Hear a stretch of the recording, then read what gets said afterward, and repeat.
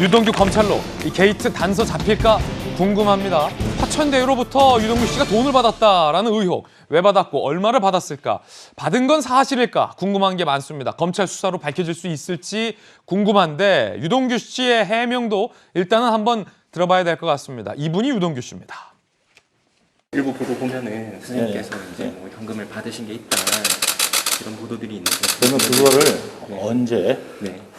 어디서, 네. 그다음에 누가 그랬는지 정확하게 밝혀주세요. 검찰에서 다 밝히겠죠. 예, 그러니까 그게 있으면은 당연히 벌 받아야죠. 근데 그런 부분 한번 정확하게 따져보면 될 겁니다. 그리고 설은 필요 없어요. 네. 팩트가 중요한 거니까. 네네. 자, 유동규 씨는 금품을 받지 않았다라고 강하게 부인을 했습니다. 하지만 화천동인의 주요 멤버 정영학 회계사가 제출한 증거와 녹취 파일 등에 따르면 검찰에서 그리고 저희 동아일보는 이런 보도를 하고 있습니다. 유동규 씨가 먼저 금품을 요구했다라는 겁니다. 의혹입니다. 아직 정확하게 사실로 단정할 수 없다는 말씀 드리겠고요. 정영학 씨가 검찰에 넘긴 증거에 따르면 이런 정황이 담겨 있다라고 동아일보는 의혹을 제기하고 있습니다. 화천대유의 거액을 요구했다라는 의혹. 경기관광공사 사장직 사임 전 화천대유 관계자를 찾아서 배당 수익을 언급했다. 거액의 금품을 요구하고 받아갔다. 정영학 회계사가 검찰에 제출한 사진과 통화 파일 등의 금품 전달 과정이 고스란히 담겨 있는 것으로 전해지고 있습니다. 한 관계자는 화천대유의 고수익을 알고 금품을 요구한 것으로 안다라고 밝혔고요. 동아일보에 검찰에선 유동규가 화천대유에서 돈 받아 차린 차명회사 통해서 자금 세탁을 했을 가능성까지 수사를 해야 한다라는 이야기를 동아일보 기자에게 밝혔습니다. 자, 시청자 여러분, 오늘 저희 동아일보가 제기하고 있는 이 보도가 화천대유 의혹과 관련해서 앞으로 너무나도 중요한 의혹으로 자리 잡게 될 것입니다. 유동규 씨가 화천대유의 고수익, 정말로 1억 천금, 이낙연 후보는 이렇게 표현했는데 이걸 알고 찾아가서 돈을 요구했다라는 의혹이 사실이라면 이 대장동 게이트는 일파만파 더 커질 것으로 보입니다.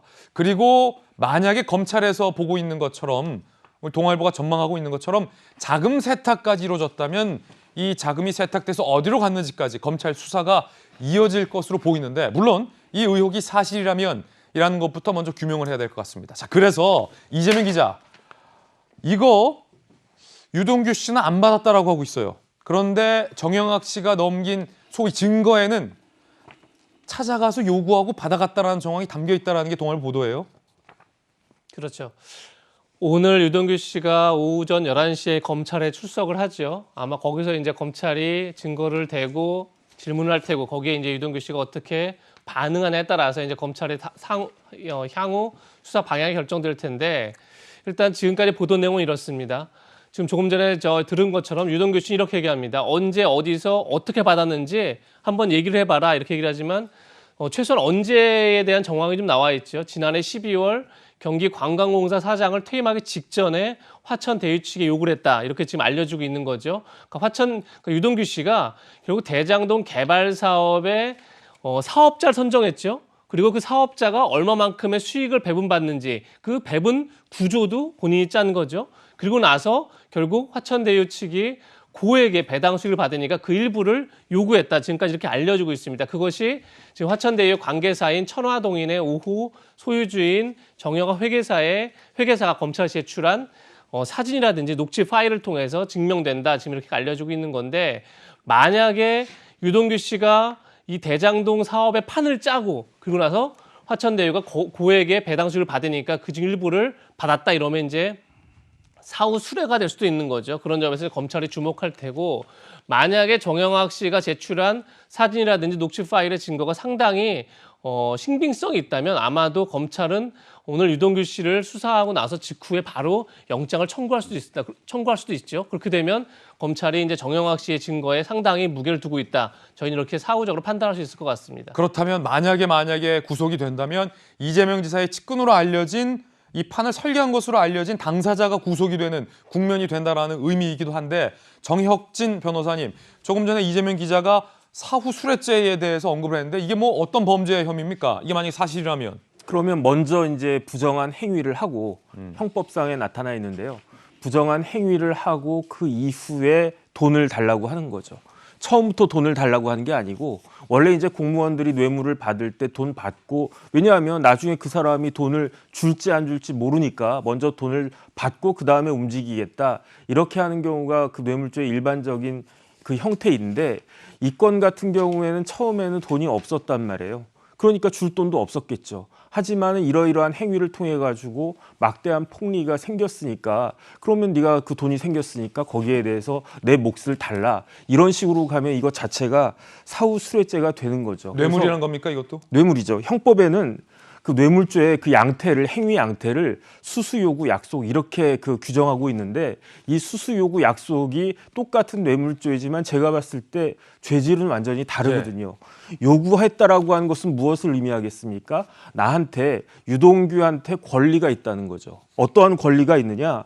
화천대유가 이렇게 AMC와 그 성남의들의 멤버로 선정이 될 수 있도록 짜주고 그 다음에 화천대유에게 그 성남도시개발공사 같은 그런 공기관과 금융기관을 제끼고 엄청난 폭리가 취해질 수 있도록 이런 구조를 짰기 때문에 거기에 대한 내 권리가 있었다는 이야기 아니겠습니까? 그렇다라고 하면은 예를 들어서 이제 그 화천대유에서 이러한 그 스트럭처를 다 짠 다음에 소극적으로 눈 감아 주세요. 그러면서 돈을 주는 경우하고 유동규가 직접 내가 이걸 갖다 다 했으니까 거기에 대한 내 몫을 달라고 요구하는 것하고 배당 수익을 거론하면서 그렇죠. 화천대유 내가 승인한 사업으로 엄청 돈 벌었잖아. 그러니까 쉽게 말하면 실질적으로 내가 다 한 거 아니냐 이 이야기가 아니겠습니까? 그래서 기사에 나온 거대로라고 한다면은 유동규 씨의 죄질은 굉장히 나쁜 것이고 그렇다라고 한다면 적어도 그 윗선에 있는 그런 분들에 대한 그 혐의도 마찬가지로 지금 점점 더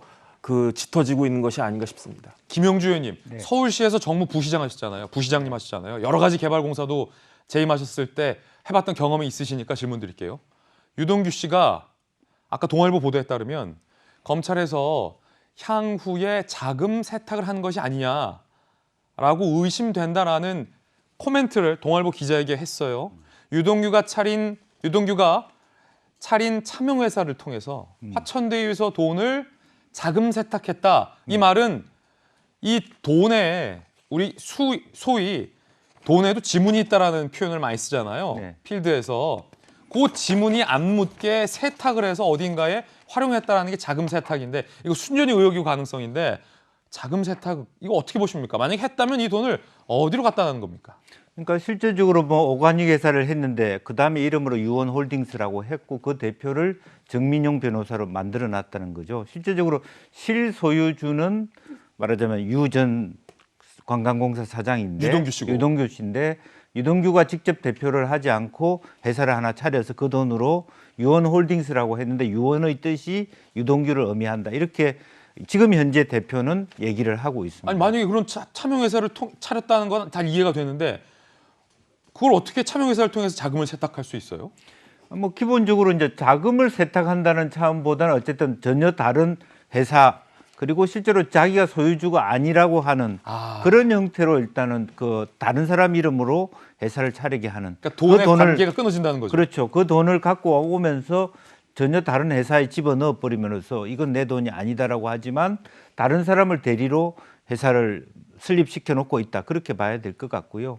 그것이 뭐 비료회사라고 하고 나머지 또 부동산과 관련된 일을 할 수 있는 그런 정도의 연관성을 가지면서 만약에 원래 있는 뭐 말하자면 화천대유 같은 회사가 다른 프로젝트를 했을 때도 계속적으로 지원을 받을 수 있도록 하는 뭐 그런 구조를 자기는 또 생각한 거 아닌가 그렇게 보여집니다. 그렇다면 김영주 의원님 만약에 검찰이 의심하고 있는 것처럼 유동규 씨가 차명회사를 차렸고 그 목적이 화천대유에서 받은 돈을 세탁하기 위한 것도 있다면 이 세탁한 돈은 어디서 쓰였는지가 굉장히 중요하겠군요. 결과적으로는 지금까지 이제 그 금융정보분석원은 실제적으로 앞에 단에 얘기를 하겠죠. 이 돈이 실제적으로 유원홀딩스까지 가는 과정에 대한 어떤 식으로 돈이 흘러가느냐. 차명회사까지. 예, 과연 유동규 씨가 돈을 자기 계좌에 받아서 그 홀딩스에 직접적으로 넣었는지 아니면 완전히 새로운 회사를 설립시켜서 돈을 거기서 바로 넘겼는지 그건 조사할 필요가 있고 그 다음 단계는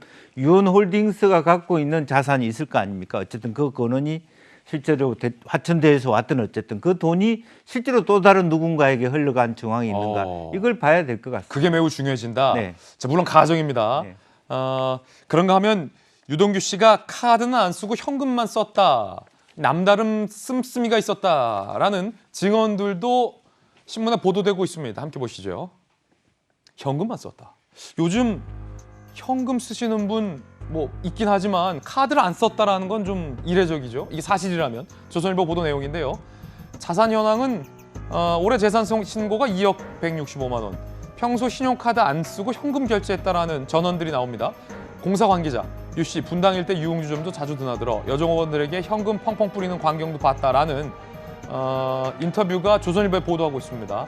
자, 이 보도가 사실인지 여부는 뭐 단정할 수 없겠습니다만 이런 인터뷰도 나오고 있다라는 거죠.